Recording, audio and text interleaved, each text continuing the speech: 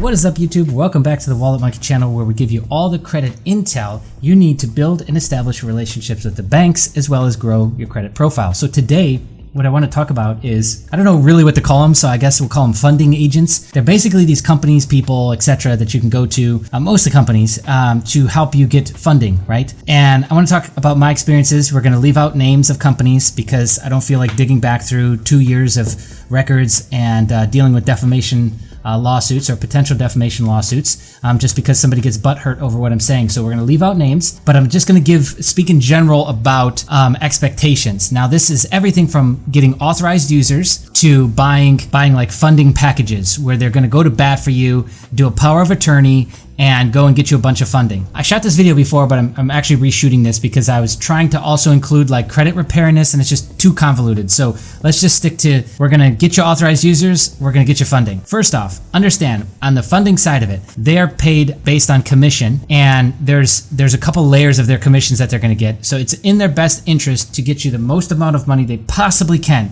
regardless of the tactics used, regardless if they're gonna be honest or lie, regardless of any negative repercussions that could occur to you. So they come on, you're forced to sign power of attorney, and they are basically going and representing you to the banks and to the institutions to get you this credit, right? And in theory, this sounds pretty good. Now, in practice, what ends up happening with a lot of it is they'll go and get you sole proprietor credit cards, which means that they're technically business credit cards so that they can get you higher limits, but they're all under your name, and most of them are going to report under your name as well. And what happens is, first off, is just expect that you're going to get anywhere from 5 to 10 inquiries, and your credit's going to be completely scrapped after this. So if you have no means of getting inquiries removed, you really got to think long and hard. If you've got people to get inquiries removed, or you know how to do it yourself, well, then this obviously becomes not such a crazy big deal. And absolutely, these companies can go out and get you a large amount of money. Now, in COVID times, I would say if they were promising you 150K in regular times, that meant that they could probably get you maybe 75. So during COVID times, they could maybe get you 35 to 50.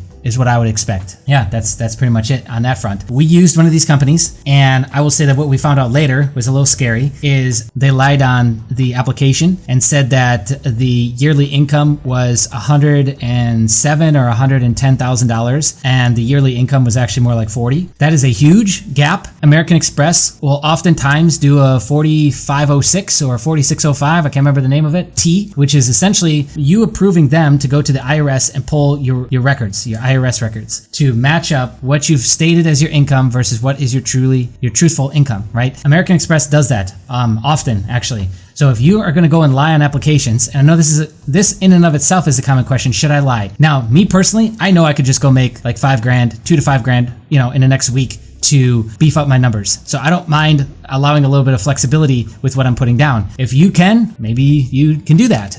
If not, then don't. Don't go trying to stretch the truth, because if you get nipped in the lie, then you could be in trouble. Yeah, they did that, and we found that out afterwards. And so, all the cards have been funded. No negative ramifications had occurred, but they could occur. There could be some serious things that could occur from that.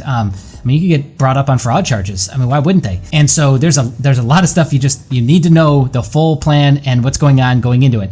And a lot of these companies, they love to be vague with you, right? And they will tell you upfront, like, do not communicate at all with these emails that you're getting, and just forward them to me, tell me what's happening with these emails, and I will respond, because they have backdoor relationships with somebody at those banks. So they're fudging these numbers, and they're fudging these applications to get higher approval rates. Now, I don't know if there's money being kicked back and forth between those people. It wouldn't surprise me, because there's a lot of shady stuff that actually goes on within this industry. But understand at the root that they are all getting paid off commission. So the base price that you're paying, the $2,000, $3,000, $4,000 that you're paying, the company to get you the funding, there's additional stuff, there's additional commissions that those salesmen are getting. So it's in their best interest to get you the most amount of money, regardless of the tactics that they use. Okay, simply put. Now, in terms of authorized users and some experience and some firsthand experience that we've got there, is for the most part, I think this is a pretty decent practice. The things that you want to watch out for and what you want to really pay attention to is, first off, you got to change your address to match the authorized user address. So you have to go into the credit bureaus and change your address on all three. And then they basically associate the user and add you as an authorized user after that.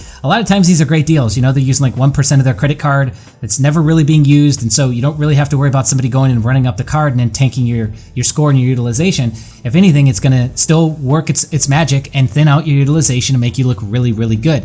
This is very powerful, especially if you're looking to get into an ecosystem. You go and get an authorized user in that ecosystem already, and then they start to build a profile for you, and then it becomes that much more easier to get yourself approved within those companies. The thing I would just watch out for is the price that you're paying, what exactly you're getting, how long the authorized user account is going to stick for, which even if they just put it on today and then they pulled it off like after the next statement date, is a lot of times you'll still get that authorized user 3 to 6 months later. Another thing to keep in mind is that the authorized user doesn't always report to all three. Some cards, some banks do not. So you might get like Experian and Trans showing up, but Equifax just will not list that. Okay, so keep that in mind. Don't assume that you're going to get all three listed and that the authorized user is going to show up on all three reports. It might not. It should show up within 30 days, like within the next statement cycle. It should start to show up, and now we got our credit score starting to be positively affected by the AU. I think that's pretty much all I got there. Is just, don't expect it to show up on all three. Understand the price that you're paying and what are the terms, being very clear about expectations and terms with the person that you're buying it from. Just make sure you change your address and you follow the directions that they give you, and from there it should be gravy. And then it shows up, and then you go and do your game day or whatever you had planned, and you go get your brand new credit with it. But yeah, so that's all I got. So it's really just a warning, that you got to be careful. There's a lot of shady stuff that goes on in this industry. I don't know why, but there's stuff to watch out for sure. So there's some firsthand experience, some stories, as well as some things to look out for. Comment below with your stories. I'd love to hear good stories, because I'm sure there's horror stories are a dime a dozen. So I'd rather hear like really positive stories. That would be fantastic to hear in the comments. Like the video if you want to help us get this circulating, build our community more. If you're brand new to the channel and you like this sort of thing, hit the subscribe button. It's the red button down there, and click the bell notification. Click it to all so you don't miss out on any future videos. All right, we'll see you again real soon.